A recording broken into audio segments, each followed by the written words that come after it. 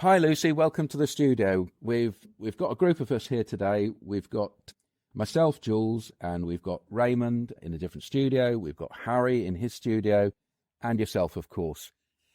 What is it we're going to be speaking with you about today? We're going to be talking about my late stage diagnosis of autism a few years back, the way that I've been learning to cope with that diagnosis in the years that I've actually known about it. Wow. So this is late diagnosed, newly working out the pattern of your life. Mm-hmm. And what else does that come into? What are we going to be focusing on, do you think? So pretty much sort of the way that I structure my thinking now very differently, how I approach the world, reevaluating everything around me and the way that I communicate, through my autism. Wow, that's really interesting to us here on Autistic Radio because it's a familiar theme. I'll introduce the program now and we'll talk to you. We speak. Our words, we listen. We speak. Our words, we listen. We speak. Our words, we listen. We speak. Our words, we listen. Welcome to Autistic Radio. We have the benefit today of speaking with the Autie Unmasked, Lucy. Lucy has a Substack. She takes part in conversations here on Autistic Radio when she has time. And there are other things in the world of autism that Lucy has her fingers in. So welcome Lucy today. Welcome to Autistic Radio and a conversation with us. Hello there, hi all, and thank you for having me on here today, Jules. Welcome. I was looking at your Autie Unmasked Substack. Mm-hmm. How long have you been doing that? What's the deal with that? Well, God, about a month or two ago, I found out about Substack through a friend of mine who said that it might be a really good place to go to get a platform to write down some of my own thoughts and feelings. It's very much about me. I don't pretend that I'm any sort of, expert in the field, but I think in a way that's the best part about it. Every day is a learning day. With Substack, I can sit down and think about things in my life and the way I approach them, and I put pieces together. And it's very much about myself, but I hope it chimes with other people as well. Okay, so primarily, it's a way for you to journal and blog, but because of Substack, you can make it open to other people so that they can find things that they identify with. Is that fair? Yeah, absolutely. Everybody has their own journey and everybody has to deal with what they have on their plate in their own way. See, I don't think that everything I say is exactly how everybody else feels, but I just feel that there is always this little Venn diagram of things that overlap. It's nice when I speak to people and they say, I really, really understand that, or that's something that really chimes with me. And that's what my Substack's really all about. This Venn diagram concept really fits with autism, doesn't it? They've tried to use metaphors like spectrum, and then people expect it to be a gradual scale. And they've tried to get words out to say that if you've met one autistic person, that's what you've done. You've only met the one person. But the reality is it's much closer to something to do with overlapping Venn diagram circles of things that fit your personality as an autistic woman, but not necessarily every part of every other person's experience, yeah? Yeah, absolutely. I've met other autistic people who I've really just not got on with. It's such a diverse and strange thing to have, this neurodiversity thing, is that sometimes you sort of go, well, I've got absolutely nothing in common with this person apart from my diagnosis. But it's really possible for us to have nothing in common with people with the same diagnosis. Yeah, I can hear what you're saying there. There is a general identity that goes with autism, though, isn't there? There are really different people to yourself who are autistic, but you can always find lots of intersections of similarity with yourself, can't you? Yeah, it's true. I mean, I met someone over this last weekend who reads my Substack. He was so very excited about the idea of this thing that I've written down. And he's saying it's really great for him because there are bits that really do just speak to him. And that was amazing. And yeah, we are such a spectrum. And that's the thing that I like about it, really. How was the revelation of your autism presented to you? Really strange, from a very odd background. My father was autistic. I'm absolutely certain of that because he had all the traits. I went through my life thinking it was more like a nature over nurture. So I thought maybe it was because my dad was treating us this way that I was just following his behaviours. But I went to see my doctor because I'd had a lot of depression and a lot of this. I was not socializing. I had no friends.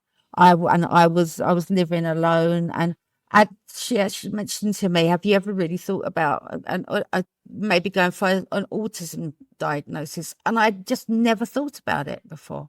I felt that all I was depressed and just antisocial. So for me, that revelation when she said to me, have you ever actually thought about maybe getting this tested, was maybe this is making sense to me now. Maybe this is what I needed to do. And that's what I sought out, after years of just thinking it was just something else. Wow. So this is a GP who, with the kind of information that's being passed around the world now about neurodiversity and autism and ADHD, has noticed and then proactively suggested to you that you might seek a diagnosis. Yeah, she was amazing. I mean, that she was just really on it all the time. She used to, we used to have regular meetings. She used to schedule me in to talk to me. So she'd almost done a sort of a mini diagnosis on me already, where she felt that this is the way she wanted to send me. And so I was really fortunate to have that doctor. I don't know if I would ever have actually gone for the proper diagnostic test if it hadn't been for her, being on it. To me, that sounds like one of these stories of catching you before crisis. You've used some words. You've used some words like depression and anxiety. These are words that often go with mental health conditions, though they're also a part of human experience. Would you say that your GP managed to catch you before things became a big crisis? I would say she was the person to catch me properly, because I've been in and out. I've had a long history with mental illness, starting from my teenage years. And I think she was the only person who actually really didn't give me, here's some pills, go home, you'll be better. I think she was the first person who actually said, yes, you are, but this is probably a comorbidity, something that is attached to something. That she wasn't taking it at face value or telling me it'll be all right. Here's some Prozac, you'll be fine. So I'd already been through a lot of different crises, a lot of them, and had pulled myself back up. But it was her that actually said, we've got to look at this as a whole, rather than just sending you away. So in some ways, you actually think it came a bit too late for you. You could have avoided some of those other difficulties, maybe. Well, absolutely. I felt that I was never really properly handled as far as my mental health. I always came away feeling like something hadn't been done right, or there was something missing, or so she was the one to actually catch me and say, we can look beyond that diagnosis and there must be something behind this that's bigger than just a depression, just being anxious. It's great to hear a good story that eventually some kind of understanding came to you, and it happened maybe not early enough for you, but that GP obviously was thinking holistically, and totally, they made it their job to help you. Just as a side thing, before and after, if we look before now, were you in contact with a lot of health services using up their resources? And how do you compare that to how much you use the resources of the health service now? I've had years and years, with different sorts of CBT counselling, right from when I was a kid. So yes, I've used a lot of resources over the years because that's just where you get signposted to. And now I'm a bit more certain of where I am in life. I'm out of that. Although I do have my GP and I regularly go and see them, I can find other support services where it's a bit more targeted, more socialisation, things that are more in the community rather than a doctor's office. So I feel that I'm using less in a way. I can choose where I go next and what is comfortable for me, because there are things out there, resources you can use if you look hard enough. I just want to check that I haven't led you there unnecessarily.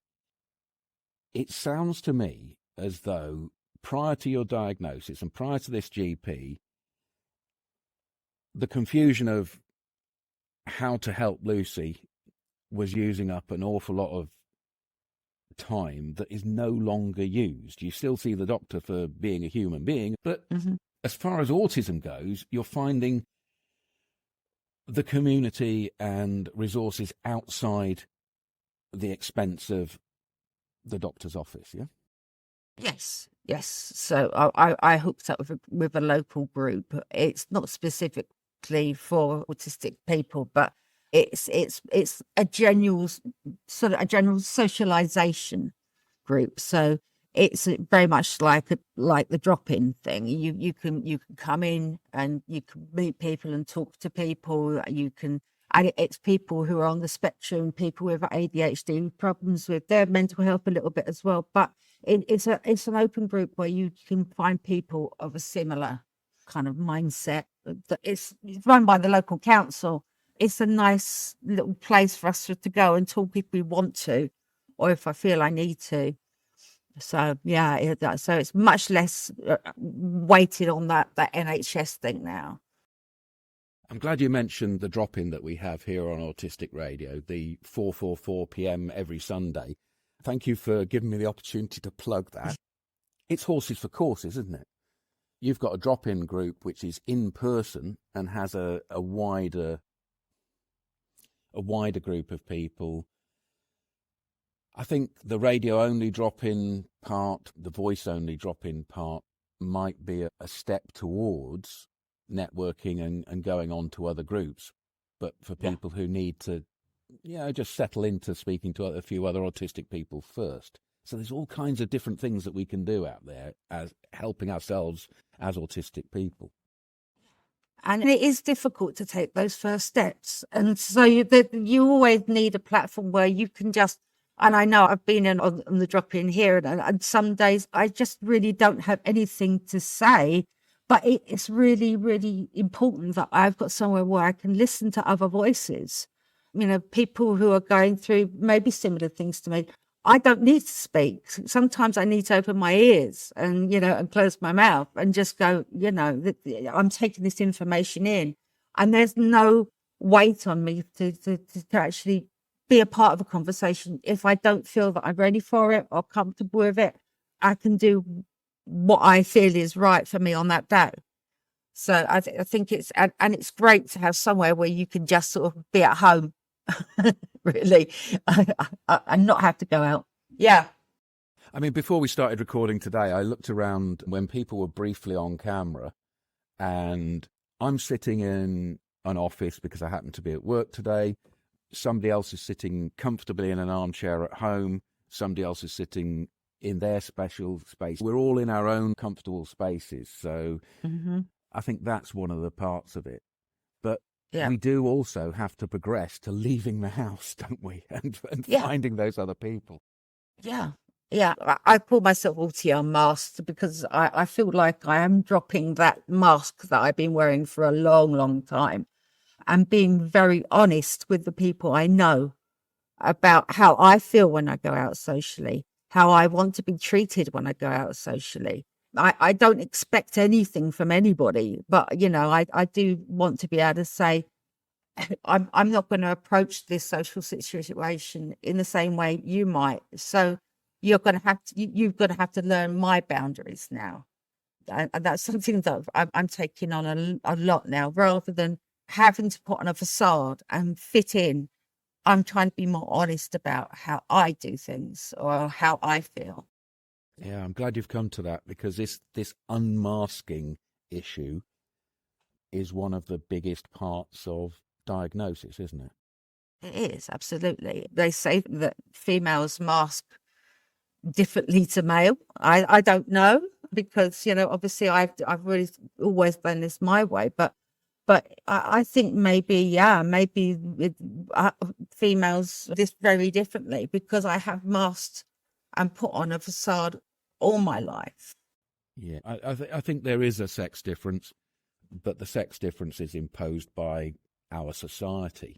Women and men are treated differently throughout their lives, whatever society you live in. Some people would say there's a biological imperative to ensure that continues, and other people would prefer there to be a human equality between those, rather than treating us as rather unsophisticated animals in binary sexes, you know. Yeah. It's a strange one, this, isn't it? Comparing autism in men and women, when men and women are treated entirely different by their societies. It's a troublesome area sometimes. And I really think that with Autie Unmasked, there's a conversation with you just to talk about masking. We should come back to this just as a conversation on its own. Do you feel that would be something you'd want to do with us? Oh yeah, absolutely. Yeah. I mean, it's a big and it's a big thing, a really complicated thing. I feel that I don't have a very female brain, which is a really odd thing to say. And I find that I think in a really male way. If you see, I'm not that emotional. I'm quite deadpan, and I've always been really bad at getting on with other females, and you know. So it is a conversation. I'd like to point out that men are deeply emotional, but I'm not generalizing. I think it's more about the way that I am as a female. yes, You know, where you feel that you have to have this, the gender stereotype of female is you're sort of very motherly and emotional, and I'm so not. And so I've always said my brain is male. I'm trying not to insult anybody here, but essentially that's just the way I am. I think in general we try not to use this male brain idea, because it was put around by some of the early non-autistic researchers into autism, and I think it's generally unhelpful to think of male brains and female brains. It kind of opens up prejudice. But I know what you're saying in the there's something about being a male autistic man that is more acceptable in general society than being a female autistic woman. It's almost as though some of the things that are natural and normal to me as an autistic person are forgiven as a man because of the way a male role is structured in society, but not necessarily forgiven so easily for a woman, because women are expected to conform to a lot of different social stereotypes, yeah? Yeah, absolutely. Even the most basic things, like the way you dress, the way you present yourself, whether you choose to wear makeup or not.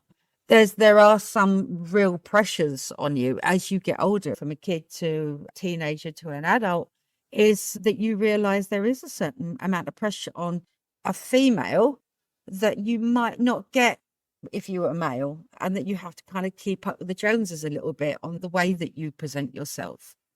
And I was never good with that. Well, I hope you're giving yourself the slack now to realise that you do not have to conform to society in those stereotypical ways. I hope that's something that's working out for you with your sense of gender. Raymond is texting, and he's saying that male is the default stereotype. Everything else is a minority or an other. So I kind of go with what he's saying there. It's a male-male world. And I would agree with Raymond there. That is a default stereotype, and everything else is like a little other division. I feel there are still gender roles that are in society. For instance, I've got no kids. I never wanted them. I'm not maternal. But that was something that people have asked me about a lot. It was, why did you never want to do these things in life? And because I just don't want to. And that's, I think, is the only answer I can give. I think we have to also recognise that male autistics often are uncomfortable in the stereotypical male roles that are offered to them. And I speak to some male autistics and they say, I don't want to be this stereotypical warrior male that beats people and forces themselves through and is over-competitive. I want to be a version of a softer male, and almost like a new man male from the 1980s. So even though I think you're right to point out the gender stereotype hurts women in a very specific way, I think there are aspects to this that it also hurts men. Yeah, absolutely. I can only speak for myself. I really don't want to generalize, because I understand that it's a spectrum, and the whole world is a spectrum. Beyond the autistic thing, everything is a spectrum. You know, there are people who act like this, there's people. And so I think, you know, any sort of rigid sort of standard is not great within the world of autistic people or outside. What is going to be the future for you now that you're an advocate for autism, now that you have taken on some kinds of responsibilities going forward? What's going to happen now? I don't know, and that's the surprise. I think that's the only way you can learn and grow, is just to take the next step, whichever way it takes you. So at the moment, I am working with the local council from where I live, and I'm helping them to shape some of their thinking, and they would like me to be included in communications, being able to learn how to communicate to people on the spectrum, to be there to be able to represent people on the spectrum, and how the local authorities sort of help them, and what's available to them, and how they speak to us and how we speak to them. But I don't know what's the next step is. Everything so far has been like a surprise to me. And everything has been like, okay, yeah, I'll take that opportunity. I'm not turning anything down.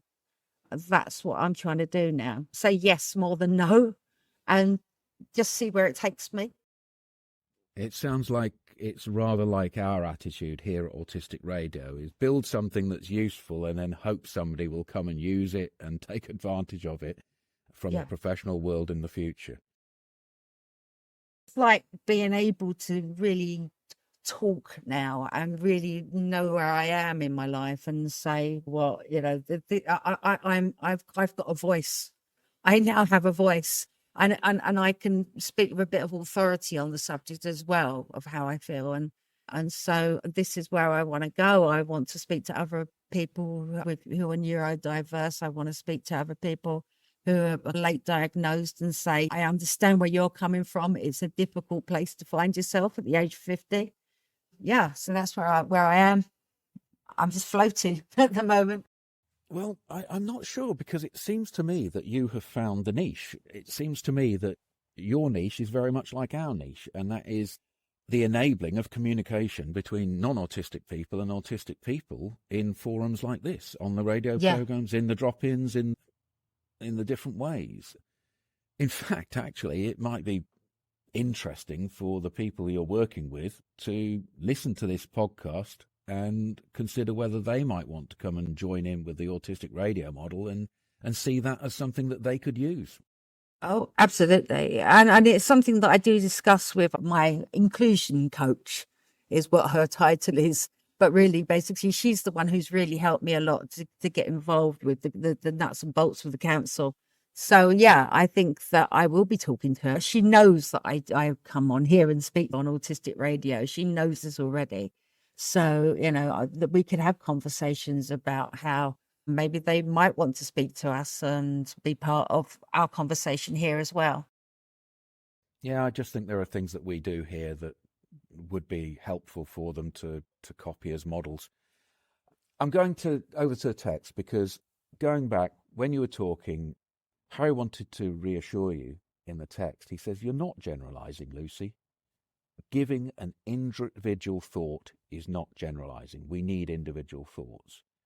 And Raymond points out that we are neurodiverse.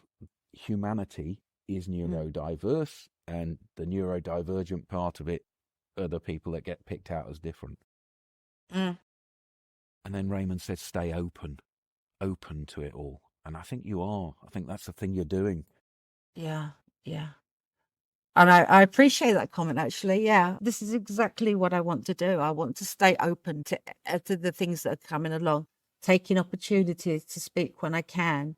I've been quiet for a very large portion of my life, and now I don't have to be. And that's what I want to do. So, yeah, absolutely, Raymond. I do. I want to stay open and stay kind of tuned into what other people feel and just be part of it now. Thank you for ending the show in such an elegant way there, Lucy. We're going to continue a conversation with you, the work that you do on Autistic Radio, but we're also going to invite you back to speak about this unmasking situation because you are Autie Unmasked. Raymond says, voice is an important topic. And that's what we're using here on Autistic Radio, the autistic voice. Thank you, everyone, for all the comments that we've had today and making this lovely conversation swing them along so beautifully. For those of us who want more, you can find Autie Unmasked, the Substack, in the notes on the programme, and follow some of the ideas that are put down there that might chime with you as an autistic person discovering your identity.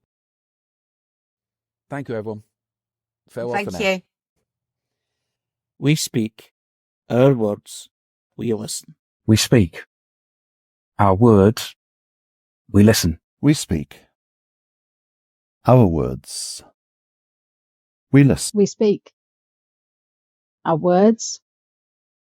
We listen.